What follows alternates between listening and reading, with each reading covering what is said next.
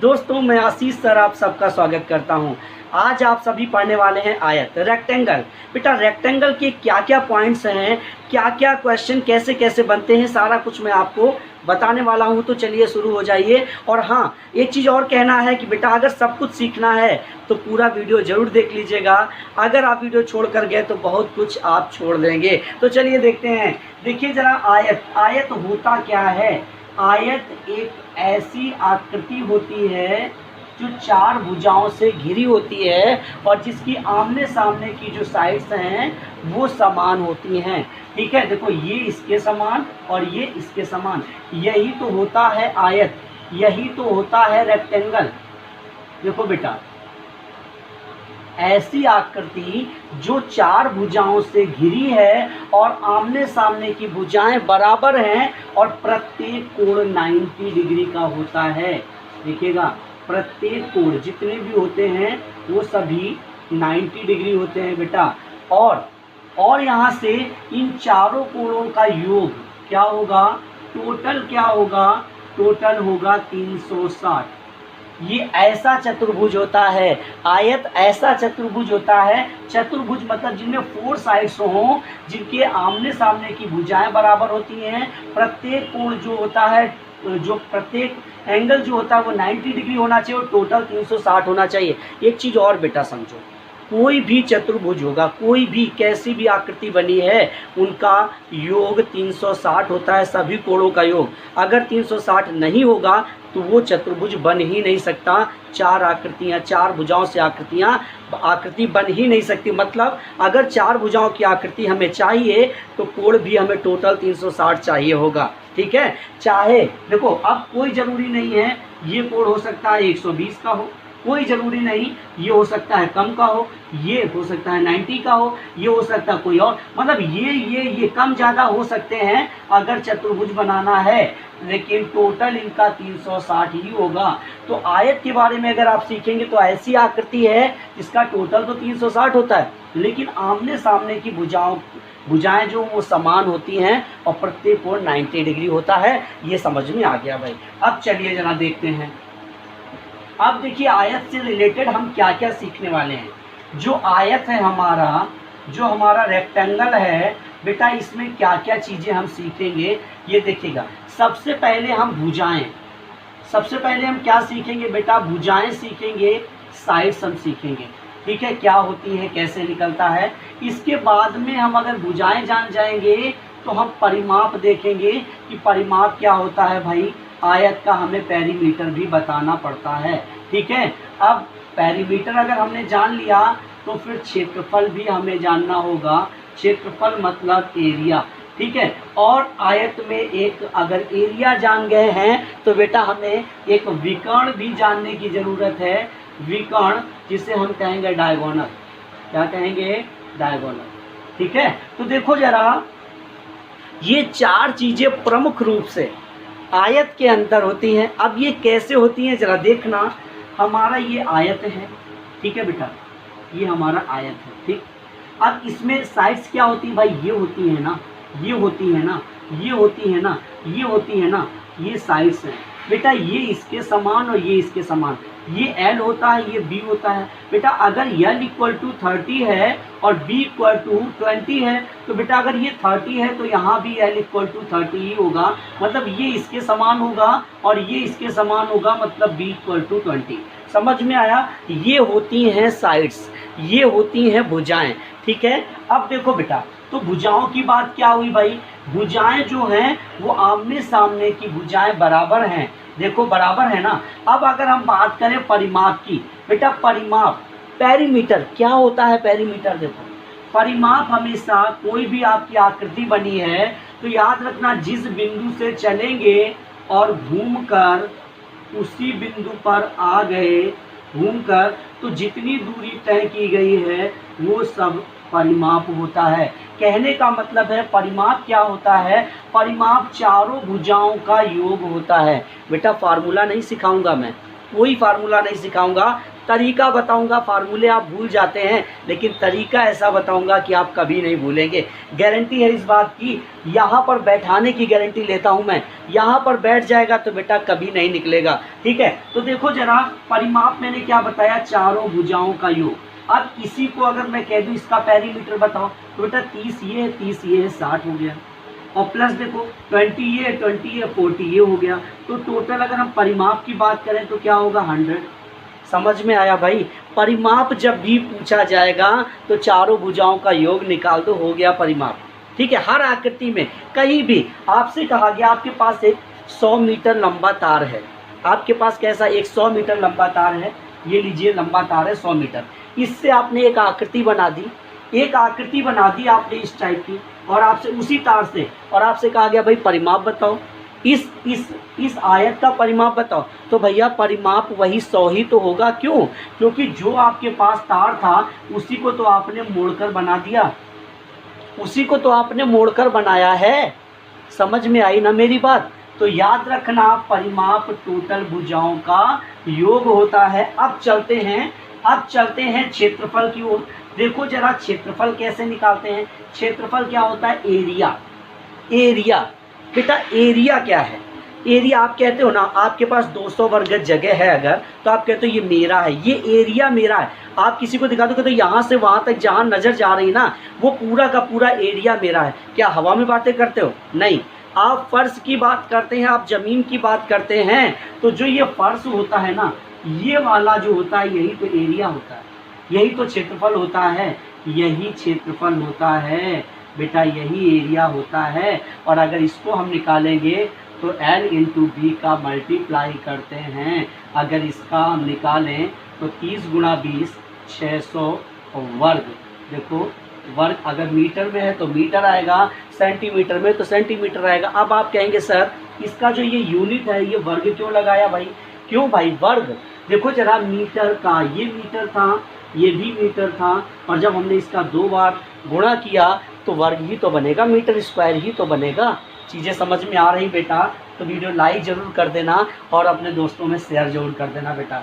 ठीक है, अब जरा देखो, अब इसी का अगर हम विकर्ण बनाएं, अगर हमें विकर्ण की बात कर रहा है, देखो जरा विकर्ण क्या होता है। जो ये विकर्ण होता है ना, ये विकर्ण होता क्या है, आयत में जो ये तिरछी लाइन होती है ना, एक क्रॉस वाली लाइन, यही तो विकर्ण होता है। और यहाँ 2 विकर्ण होते हैं, देखो एक ये विकर्ण और एक ये विकर्ण। और बेटा आयत में दोनों ही विकर्ण समान होते हैं। अगर ये विकर्ण 20 आया है तो ये भी विकर्ण 20 होगा, यहाँ से यहाँ तक ये 20। ठीक, अब बात ये आती है ये विकर्ण बना कैसे, ये विकर्ण निकाले कैसे। तो जरा देखो, अगर हम विकर्ण की बात करें तो इस आकृति को जरा हटा दीजिए। देखिए इस आकृति को हमने हटा दिया, तो ये कैसा, ये आकृति कैसी बन गई भाई? ये कैसा डायग्राम बन गया जो आप सभी पढ़ते थे, पाइथागोरस प्रमेय। ठीक है, तो इसमें क्या होता था, इसमें भाई क्या होता था, जो हमारा ये कर्ण होता था ना, तो ये जब हम निकालते थे तो क्या करते थे भाई, आधार का स्क्वायर और प्लस लंब का स्क्वायर, है ना, इसका स्क्वायर प्लस इसका स्क्वायर। तो अगर हम विकर्ण, वही चीज़ तो बनी है, तो अगर हम आयत का विकर्ण निकालें तो देखो जरा हम क्या निकालेंगे भाई, विकर्ण equal to √ L square plus B square. इस तरीके से हम विकर्ण निकाल सकते हैं। लेकिन बेटा विकर्ण निकालने का भी एक मज़ेदार तरीका बताऊंगा, ऐसा तरीका बताऊंगा कि विकर्ण निकालना हो या ये निकालना हो या ये निकालना हो, आप पेन नहीं उठाएंगे, आप डायरेक्ट बताएंगे। तो अब ये सारी चीज़ें आपने सीख ली। अब हम चलते हैं क्वेश्चनों की ओर, और जब आप क्वेश्चन सॉल्व करेंगे ना, तब देखेंगे कि विकर्णों से रिलेटेड हम कैसे चीज़ें आपको, एक बस आप देखेंगे तुरंत बता देंगे इसका ये आंसर है, क्योंकि अगर निकालने बैठेंगे तो टाइम लगेगा ना। तो चलिए चलते हैं क्वेश्चनों की ओर। देखिए जरा क्वेश्चन क्या है आपके सामने। क्वेश्चन है, किसी आयत की लंबाई 15 सेंटीमीटर है तथा चौड़ाई 10 सेंटीमीटर है, उस आयत का परिमाप बताइए। मतलब हमें क्या बताना है भाई, हमें पेरीमीटर बताना है, हमें पेरीमीटर बताना है, परिमाप बताना है। तो बेटा आयत क्या होता है, मैंने अभी आपको बताया था कि आयत की लंबाई कितनी है 15 और चौड़ाई क्या है 10। ठीक है, और मैंने कहा कि आयत में आमने सामने की भुजाएं क्या होती हैं, बराबर होती हैं। तो बेटा अगर ये 15 है तो ये भी भाई इसके समान है ना, तो ये भी 15 है, और अगर ये 10 है तो ये भी 10 होगी, भाई ये इसके समान है। तो ज़रा देखो, मैंने कोई फार्मूला, मैंने क्या कहा, फार्मूला नहीं बताऊंगा, तरीका बताऊंगा। ज़रा देखना, परिमाप क्या होता है, टोटल भुजाओं का योग। तो 15 15 30 तो ये आ गया, और 10 10 20 ये आ गया। तो परिमाप क्या आ गया भाई, 50 सेंटीमीटर। समझ में आया भाई, 50 सेंटीमीटर आंसर। समझ में आया भाई। तरीका अच्छा लगा है तो यार लाइक कर देना, शेयर कर देना अपने दोस्तों में वीडियो को, और चैनल को सब्सक्राइब करना मत भूलिए। चैनल को सब्सक्राइब कीजिए, बेल आइकन जरूर टच कीजिए, जिससे हर वीडियो ऐसे ही बेसिक से लेकर के जीरो से लेकर के हीरो बनाने की गारंटी मैं लेता हूँ। मैथ्स में ऐसे परफेक्ट कर दूंगा कि कभी भी किसी क्वेश्चन से आप घबराएंगे नहीं, मैथ्स को बिल्कुल ईजी बना दूंगा। चलिए चलते हैं अगले क्वेश्चन की ओर। तो देखिए ज़रा क्वेश्चन क्या है। क्वेश्चन है, एक आयत का परिमाप 80 मीटर है जिसमें उसकी चौड़ाई 10 मीटर है, आयत की लंबाई ज्ञात कीजिए। बेटा देखो कितने आसान तरीके से हम सब क्वेश्चन को करेंगे। देखो ज़रा ये आयत है, सबसे पहले चीज़ों को समझो। यहाँ क्या दे रहे, इसका परिमाप, परिमाप मतलब पेरीमीटर कितना है। देखो ज़रा, परिमाप दे रहा है आपको, परिमाप दे रहा है 80 मीटर। बेटा इस परिमाप में हमेशा याद रखना कि जब परिमाप दे तो उसे हमेशा आधा कर देना। क्यों आधा कर देना है, क्योंकि परिमाप में ये चारों भुजाएं होती हैं। अगर हम आधा कर देंगे तो उसमें केवल 2 भुजाएं आ जाएंगी। भाई आधा कर दिया, ये हिस्सा निकल गया, ये 2 भुजाएं आ गई। तो जैसे ही हमने परिमाप को आधा किया तो कितना आ गया, 40 आ गया। और बेटा इस 40 में ये दोनों भुजाएं हैं, क्लियर ना, इस 40 में ये दोनों भुजाएं हैं, और जिसमें से कह रहा है कि चौड़ाई जो है वो 10 है। तो बेटा अगर ये 10 है और दोनों का योग 40 है तो बेटा ये 30 हो जाएगा ना, ये 30 हो जाएगा। यही तो आंसर है, यही तो आंसर है। इसी तरीके से हर क्वेश्चन को ऐसे ही आसान करूंगा, परेशान नहीं होना। एडवांस मैथ में बच्चे डरते हैं ना, मैं वो डर भगाऊंगा, ये मेरी गारंटी है, मैं वो डर भगाऊंगा। बस चैनल को सब्सक्राइब कर लेना और बेल आइकन जरूर टच कर लेना, जिससे हर वीडियो आप देख पाओ। ठीक है, चलिए भाई, तो देखते हैं अगले क्वेश्चन पर चलते हैं। देखिए जरा क्वेश्चन क्या है। क्वेश्चन है, किसी आयत की लंबाई उसकी चौड़ाई से 100 सेंटीमीटर अधिक है तथा परिमाप 520 है, आयत की लंबाई व चौड़ाई ज्ञात कीजिए। कितना गजब का क्वेश्चन है। देखिए कैसे सॉल्व करेंगे, कोई फार्मूला नहीं, कुछ नहीं है, तरीके बनाओ। एक ये आयत है बेटा, इसका जो परिमाप देखो, ये सीधे से कह रहा है इसका परिमाप। पहले मैंने क्या बोला, सबसे पहले ये देखो कि वो परिमाप कितना दे रहा है। अगर उसने परिमाप दिया है 520, परिमाप कितना दिया है 520, मैंने कहा परिमाप अगर वो दे दे तो हमें ये मालूम है कि जो परिमाप होता है, जो पेरीमीटर होता है, 4 भुजाओं का योग होता है। तो सबसे पहले हम उसे आधा कर दें। क्यों, क्योंकि हमें 2 भुजाएं जाननी होती हैं। तो हम इसको आधा कर दें। बेटा आधा करने के लिए 2 का भाग देते हो ना, 2 का भाग दे दो इसमें 520 में, तो देखो क्या आ रहा है, 260 आ रहा है ना, 260। इसके अंदर लंबाई भी है और चौड़ाई भी है। ठीक है, याद रखना, लंबाई हमेशा बड़ी होती है, चौड़ाई छोटी होती है। तो इसी में दोनों चीज़ें हैं बेटा। अब कह रहा है लंबाई जो है वो 100 सेंटीमीटर अधिक है चौड़ाई से। ठीक है, हमेशा लंबाई ज़्यादा है ना, लंबाई को हटा दो, कितना ज़्यादा है, 100 हटा दो, 100 अलग कर दो, तो इससे हमने 100 हटा दिया, क्या बचा भाई 160। बेटा जो ये 160 आया ना, अब तो दोनों बराबर। भाई जो जितना लंबाई ज़्यादा थी उसे हटा दिया, उसे हटा दिया तो जो बचा, तो उसमें तो दोनों लंबाई और चौड़ाई दोनों बराबर बराबर। भाई मैंने कहा आप 2 दोस्त हो, देखो ज़रा, आप 2 लोग हैं, टोटल आपके पास 20 रुपये हैं दोनों लोगों के पास। मैंने कहा जो ये ए है ये बी है, इसके पास 4 रुपये ज़्यादा हैं, इसके पास 4 रुपये ज़्यादा हैं, तो आपने इससे 4 इसके हटा दिए। जो 16 बचा, इसमें दोनों आधा आधा, मतलब 8 दोनों के हो गए। अब ये ज़्यादा था तो इसको 4 दे दो, मतलब ये 12 रुपये था और इसके पास 8 रुपये, देखो 20 रुपये हो रहे हैं। कहने का मतलब पहले उसे हटा दो, तो दोनों बराबर बराबर हो जाओगे, और दोनों जब बराबर बराबर हो गए तो एक की 80 लंबाई आ गई, दूसरे की भी 80 आ गई। भाई लंबाई भी 80 चौड़ाई भी 80, लेकिन वो कह रहा है कि लंबाई 100 ज़्यादा है, तो ये लीजिए इसको 100 दे दिया, इसका मतलब लंबाई क्या है 180 है। समझ में आ रही ना बात? बताओ भाई ये चीज़ समझ में आया? तो लंबाई क्या है 180 है और चौड़ाई कितना है 80, मतलब ये 180 है और ये 80 है। समझ में आया? यही हमसे पूछा जा रहा था, यही हमसे पूछा गया था। क्लियर?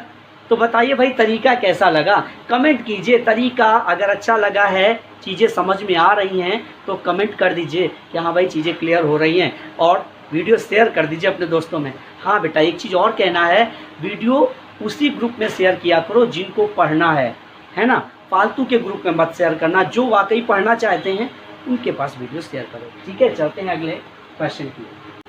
तो देखिए जरा क्वेश्चन क्या है। क्वेश्चन है किसी आयत की लंबाई तथा परिमिति 5:16 के अनुपात में हो तो इसकी लंबाई तथा चौड़ाई का अनुपात क्या है। बेटा देखो जरा, ये 5:16 है ना, ये लंबाई है और ये बेटा परिमिति है।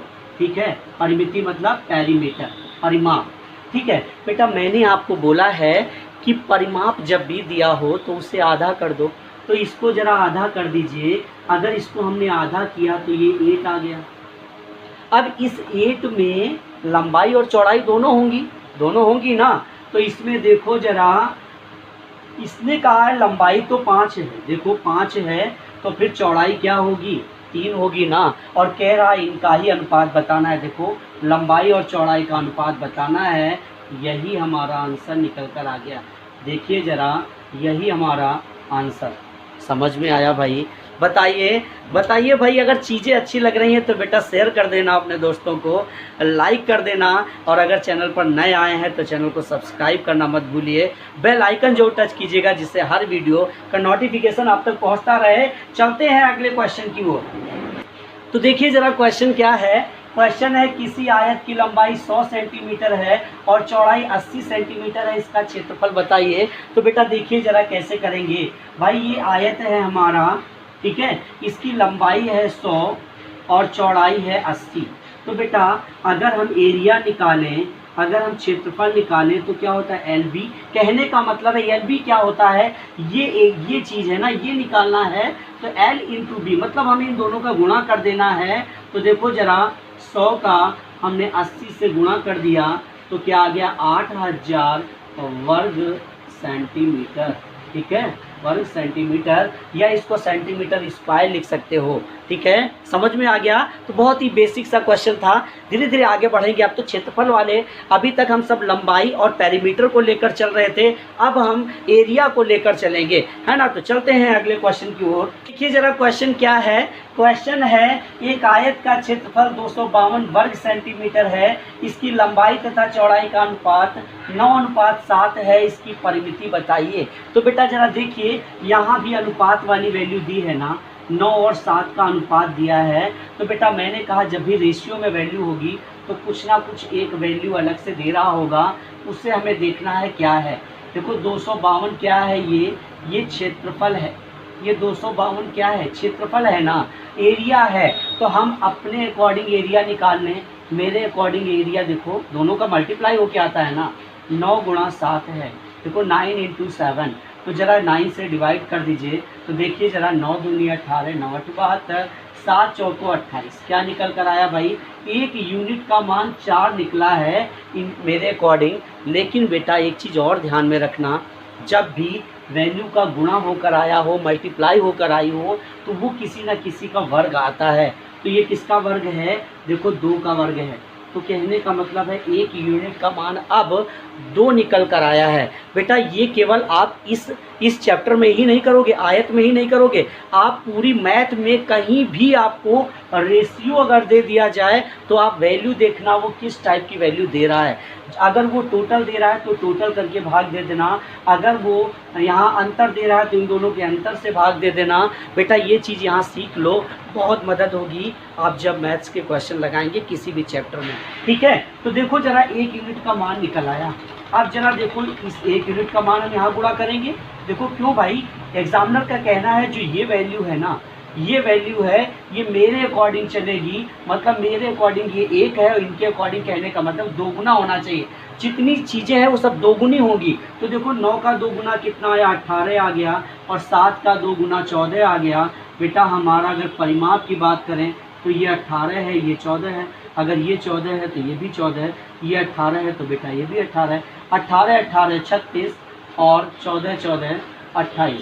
बेटा जब हमने जोड़ा तो 64 सेंटीमीटर ये पेरीमीटर हमारा आ गया। तो भाई पेरीमीटर क्या होता है, चारों भुजाओं का टोटल। समझ में आया। अब इसको और किस तरह कर सकते हैं, देखिए जरा इसको और किस तरह, 1 यूनिट का मान हमारे पास निकल कर आ गया है। देखो जरा 1 यूनिट का मान निकल कर आ गया। अब आप बताओ, आप अगर डायरेक्ट देखेंगे तो ये कह रहा है लंबाई 9 है, चौड़ाई 7 है। तो अगर 9 ये है तो 9 ये भी होगा, 7 ये है तो 7 ये भी होगा। 9 9 18। देखो जरा आमने सामने की भुजा और ये सारी जुड़ती है ना, 9 9 18 और 7 7 14। बेटा मेरे अकॉर्डिंग कितना आ रहा है, 32 आ रहा है, लेकिन इन्होंने 1 यूनिट का मान 2 दिया है, तो लास्ट में 2 का गुणा करो, 64 आंसर आएगा। समझ में आया। तो चाहे आप यहाँ अलग अलग गुणा करके वैल्यू निकाल लो, या इसको एक बार आप सॉल्व कर लो और लास्ट में 2 का गुणा कर दो, आपकी मर्जी। समझ में आ रहा है भाई। समझ में अगर आ रहा है तो लाइक और शेयर बनता है, और चैनल पर अगर नए आए हैं तो चैनल को सब्सक्राइब जरूर कीजिए, बेल आइकन को टच कीजिए। चलते हैं अगले क्वेश्चन की ओर, और देखिएगा बहुत ही धमाकेदार तरीक़ों से आपको ये जो कॉन्सेप्ट है वो क्लियर करा रहा हूँ। तो देखिए ज़रा क्वेश्चन क्या है। क्वेश्चन है किसी आयत का क्षेत्रफल क्या होगा जिसकी एक भुजा 10 सेंटीमीटर तथा विकर्ण की लंबाई 26 सेंटीमीटर। बेटा ये एक आयत है और इसका ये विकर्ण, ये डायगोनल कितना दे रहा है भाई, 26 दे रहा है, और एक भुजा 10 दे रहा है। ठीक है, और हमसे क्या कह रहा है, कह रहा है कि आयत का क्षेत्रफल। भाई अगर हमसे एरिया कहेगा, अगर एरिया कहेगा तो हमारे पास एल और बी दोनों होना चाहिए, लंबाई और चौड़ाई दोनों होनी चाहिए। तो बेटा ये कैसे निकालें, तो अगर आप निकालने बैठोगे तो टाइम लगेगा। क्यों भाई, हमने क्या बताया है आपको कि अगर आपके पास ये दिया है तो मैंने आपको बताया था कि होता क्या है भाई, √L² + B²। ठीक, और अगर आप ये वैल्यू निकालोगे तो क्या लिखोगे, L² = इसको आप C मान लो, ठीक है, या इसको D मान लो, डायगोनल होता है ना, तो D² - B²। ऐसे आप लगाओगे। तो ये जब करोगे तो टाइम लगेगा बेटा। इसके लिए ज़रा देखो, इसके लिए हम डायरेक्ट कैसे करेंगे ज़रा देखिए, बस डायरेक्ट समझने की कोशिश करना। अगर ये 10 है तो ये 24 होगा, अगर ये 10 है तो ये 24 होगा, और एरिया की बात कर रहा है तो 24 × 10 कितना आ गया, 240 सेंटीमीटर स्क्वायर। काम खत्म, और ये आपका आंसर। अब आप कहेंगे कि सर ये 24 कैसे आ गया भैया, ये 24 कैसे आ गया, तो बेटा कुछ ट्रिपलेट हैं उन्हें तैयार कर लो। इसका ट्रिपलेट क्या है, ट्रिपलेट है अगर एक 10 है दूसरा 24 है तो 26 ही विकर्ण आएगा।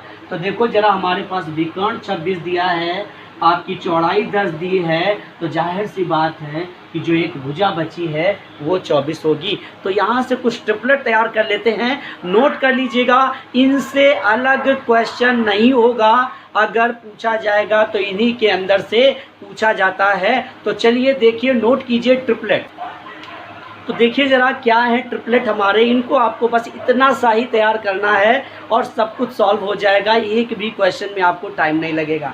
देखिए ज़रा, अगर एक 3 होगा दूसरा 4 होगा तो विकर्ण हमारा कितना बनेगा, 5 होगा। तो देखो ज़रा, अगर ये 3 है और दूसरा हमें तैयार करना है तो इसका कितना गुना किया गया, देखो 2 का गुणा किया गया है ना, तो यहाँ भी 2 का गुणा किया गया होगा, यहाँ भी 2 का गुणा किया गया होगा। तो याद रखिए कहीं पर आपको 6 8 का मिल जाए तो आप तुरंत समझ जाना कि 3 का दुगुना 6 है, 4 का दुगुना 8 है, तो इसका मतलब इस 3 4 का 5 होता है, तो 6 8 का कितना होगा, 10 होगा। इसी तरीके से अगर 3 का, देखो 3 का 3 में गुणा कर दिया 9 बन गया है, तो 4 में 3 का गुणा किया 12 बना, तो 5 में 3 का गुणा कर दीजिएगा और 15 बन जाएगा। तो 9 कहीं पर अगर दिया है, 12 दिया है, तो इसके विकर्ण 15 होगा। अब आप कैसे, देखो आपको दिया गया इस तरीके से, देखो आपसे कहा गया कि किसी का डायगोनल विकर्ण जो है वो 15 है और एक भुजा 12 है, तो आप बताओ दूसरी क्या होगी, तो तुरंत आप कह देंगे 9 है। क्यों भाई, देखो 15 12 9, तो ये सब रटना नहीं, केवल आपको दिमाग में क्या रखना है, ये वाला केवल रखना 3 4 5। क्यों भाई, जैसे ही आपको पता चला कि ये 9 है, मान लीजिए ये 9 है, तो आपने सोचा कि एक हमने तैयार किया था 3 4 5 का, 3 4 5 का, तो ये 9 है, मतलब इससे 3 गुना है। देखो 3 त्रिका 9, और ये 15 है तो इसका 3 गुना है 15, तो इसका मतलब ये 12 होगा, 3 गुना 12। समझ में आई मेरी बात? इस तरीके से ये वाला हिस्सा आपको तैयार हो जाएगा। अब चलिए देखिए जरा इस वाले हिस्से को, देखो जरा एक और चलता है, 5 बार है, देखो 5 बार है 13 का, तो अगर 5 है कहीं तो दूसरा 12 होगा, तीसरा 13 होगा। आपको सॉल्व नहीं करना पड़ेगा बेटा, ये चीज़ ध्यान में रखना। और 5 का अगर 2 गुना कर दे 10, 12 का 2 गुना 24, तो 13 का 2 गुना 26। अब आपने देखा था अभी हम लोगों ने जो क्वेश्चन किया था उसमें क्या था, यही तो था, ये विकर्ण जो था ये 26 था और ये 10 था, तो हमने तुरंत अपने अकॉर्डिंग 24 मान लिया था। क्यों भाई, हमें मालूम था 10 और 26 अगर कहीं है तो ये 24 होगा, अगर 26 और 24 है तो ये 10 होगा, अगर 10 और 24 है तो ये 26 होगा। डायरेक्ट कुछ नहीं करना है, सीधे से डायरेक्ट हम कर सकते हैं। ठीक है, समझ में आया बेटा? तो इस तरीके से 5 बार है 13 से 10 24 26 बन जाएगा। इसके बाद बेटा एक और आप तैयार कर लीजिए, देखो जरा 5 8 15 17, कहीं 8 है तो दूसरा 15 होगा, तीसरा 17 होगा। ये विकर्ण, ये सारे विकर्ण वाली लाइनें हैं और ये लंबाई और चौड़ाई के अकॉर्डिंग चल रहा है। अगर 11 है ये 60 होगा तो ये 61 होगा, अगर ये 7 है तो ये 24 होगा, ये 25 होगा। बस इतने ट्रिपलेट याद कर लीजिए बेटा, इतने अगर आपने ट्रिपलेट याद कर लिया इतना, और वो भी याद नहीं करना, सिर्फ समझ लेना है, मैंने आपको बताया है ना। तो बेटा कैसा भी क्वेश्चन होगा ना आयत में विकर्ण से रिलेटेड, सेकंडों में आप क्वेश्चन सॉल्व कर लेंगे, अन्यथा आपको टाइम लगेगा और आपका टाइम लॉस होगा। एग्जाम में टाइम लॉस नहीं करना होता है। ठीक है, तो चलिए चलते हैं अब अगले क्वेश्चन की ओर। तो चलिए जरा देखते हैं क्वेश्चन क्या है। एक आयताकार खेत के विकर्ण की लंबाई 17 मीटर तथा परिमाप 46 मीटर है, इस खेत का क्षेत्रफल कितना होगा?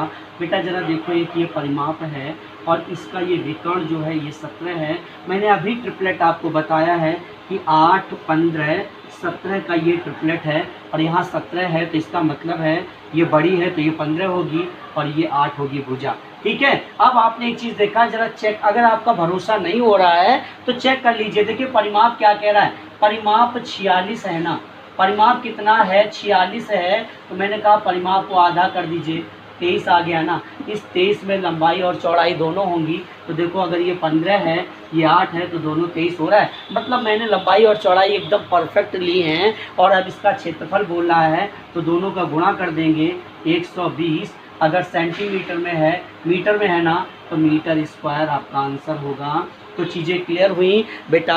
देखिए मैंने जो आयत पढ़ाया, जो रेक्टेंगल से रिलेटेड चीज़ें पढ़ाई, मैंने साइड्स के भी क्वेश्चन कराए, पेरीमीटर से रिलेटेड क्वेश्चन कराए, एरिया से रिलेटेड क्वेश्चन कराए और विकर्ण से रिलेटेड क्वेश्चन कराए। मतलब हर तरह का मैंने इस क्लास में, ये जो पार्ट 1 था इसमें हर तरह के क्वेश्चन मैंने करा दिए हैं। अभी आयत छूटा है, सेकंड पार्ट में हम सब आयत को पूरी तरह से कंप्लीट करेंगे। तो अगर आप सब नए हैं चैनल पर तो चैनल को सब्सक्राइब कर लीजिए, बेल आइकन जो टच कर लीजिए, जिससे जो आने वाली वीडियो है उनका भी नोटिफिकेशन आप तक आता रहे। और वीडियो को लाइक कर दीजिए और शेयर कर दीजिए अपने दोस्तों में। तो आज के लिए इतना ही, मिलेंगे नेक्स्ट क्लास में। Thank you so much.